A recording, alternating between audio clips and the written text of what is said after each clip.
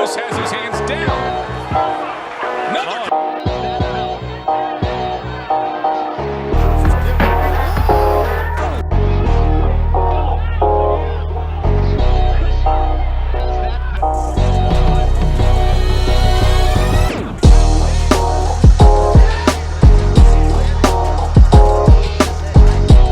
In the early 90s of the 20th century, the American public dreamed of seeing the Lewis-Morrison fight.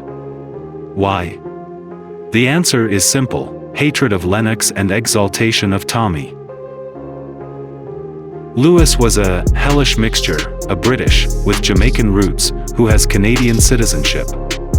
America did not dream of such a hegemon of heavyweight. Whether business Morrison, Golden Boy, Duke of Boxing, the embodiment of the American dream. In 1992, Mike Tyson was behind bars. Tommy was seen as a replacement for Iron Mike on the throne of the King's Division. After the premiere of the film Rocky V, where Morrison played the role of boxer Tommy Gunn, even people far from fisticuffs learned about the Duke. With popularity came the first fiasco. Morrison unexpectedly lost to Ray Mercer. The oldest member. He has more to lose in this head-to-head with Morrison. Opening round from Tommy the Duke Morrison. Look at this, the best shot of that punch. Left hook, tries to knock it off. There it is. Fights, and Morrison has in his 27. Mercer pounding away. Morrison may be going. Morrison is gone. The crowd favorite returned, gained a good momentum and, in the battle for the vacant WBO title, defeated George Foreman himself.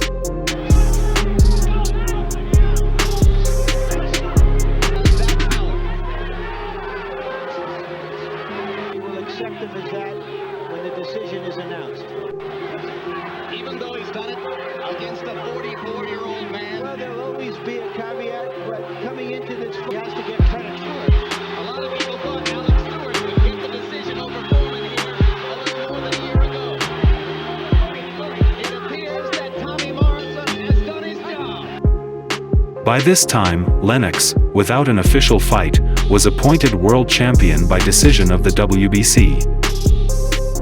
The leaders of the organization were furious at the antics of the belt holder Riddick Bowe and his manager Rock Newman. Bowe ended the relationship when he defiantly placed a dummy WBC gold title in a trash can. Riddick clearly demonstrated his unwillingness to fight Lennox. The World Boxing Council permanently excluded Bowe from their ratings. Lewis became the champion without a fight and, thereby, only added negative to his person from the American public. The public was talking about a unification fight, Lewis versus Morrison, outsider versus boyfriend, pragmatic businessman versus handsome. The fighters' managers, Frank Maloney and Bill Cotone, sat down at the negotiating table. It was a matter of small things. The fighters had one more title to defend before the unification bout. Lewis, not without difficulty, completed the task in a duel with Frank Bruno. The one thing's for sure, this certainly is a great heavyweight title fight. Look at Bruno here. Matches in. And Bruno was hurt by that. And now Lewis is looking to close in to finish this. And Bruno is in trouble. Bruno is in this. Carries on a relentless assault here. Pouring on the punishment. These are bad moments for Frank Bruno. Right uppercut. And I think Mickey Bowe's going to stop it. And Tommy was destroyed by Michael Bent in a minute and a half of the first round.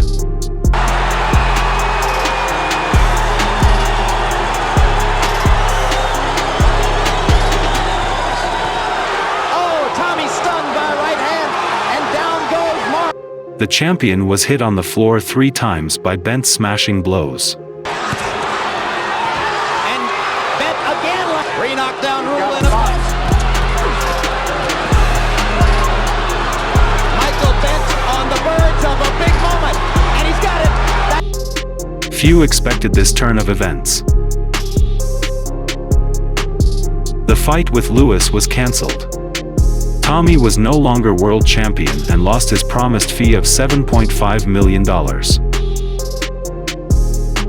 Furthermore, in the media, Lennox lashed out at a negligent opponent, which caused a new portion of negativity in his address.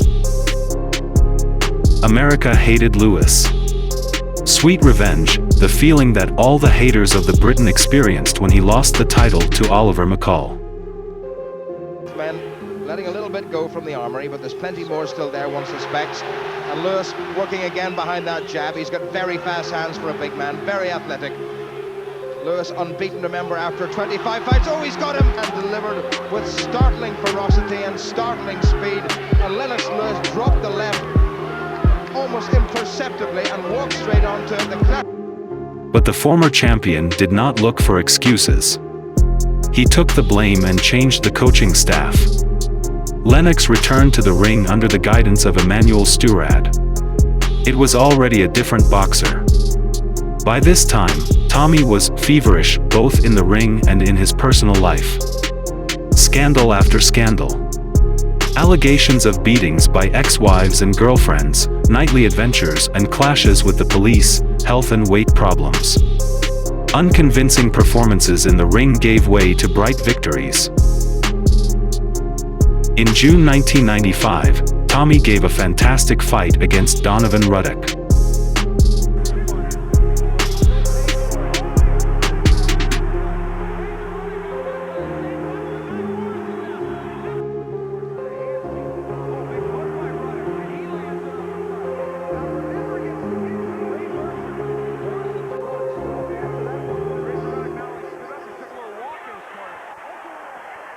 Maybe he wanted to clear his head.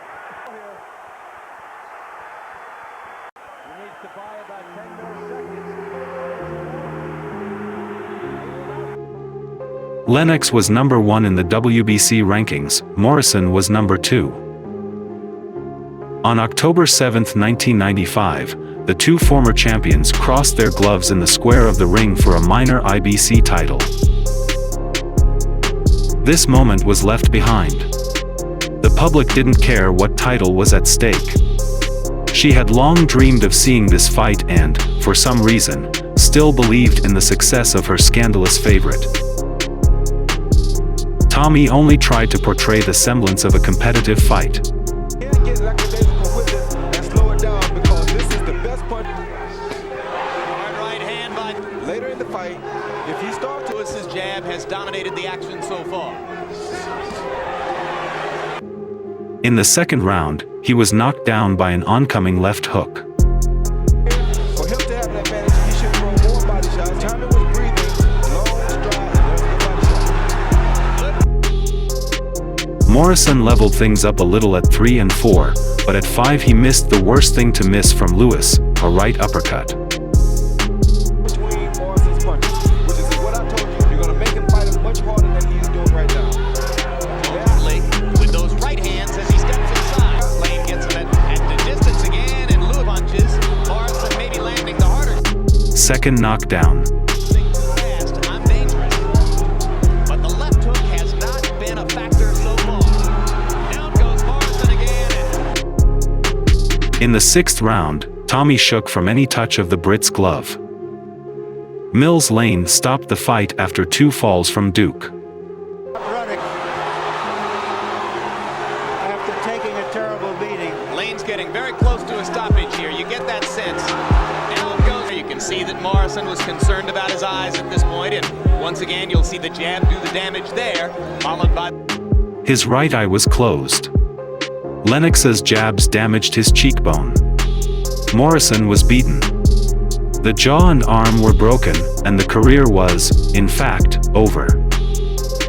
When asked by a journalist about the reasons for the defeat, Tommy muttered words about polygamy and fatigue, which instantly scattered in all the media. For Lennox, the fight with Tommy was the first step on the way to the top of the heavyweight division, and for Morrison it was a step into the abyss. In February 1996, before his scheduled fight with Arthur Withers, Duke was diagnosed with HIV. He linked the cause of his illness with a riotous lifestyle. Endless investigations and scandals shrouded the life of the former champion. He lost not only to Lennox, but also to himself. Boxing experts are still wondering if Morrison ever had a chance to beat a fighter like Lewis, or is it all a figment of the sick imagination of the American dream? Tommy's career was like a bright flash. The public wanted to see him as a replacement for Mike Tyson and happily forgot about the Duke when Iron Mike was released. Morrison's talent cannot be denied. But boxing is not 36 minutes of fighting. It's a way of life. Sports require maximum return to get the result. You need to spend your resources, time and effort. Tommy didn't want to give anything. He just wanted to take everything from life. To resist the fruits of success is no less difficult than to reach the top.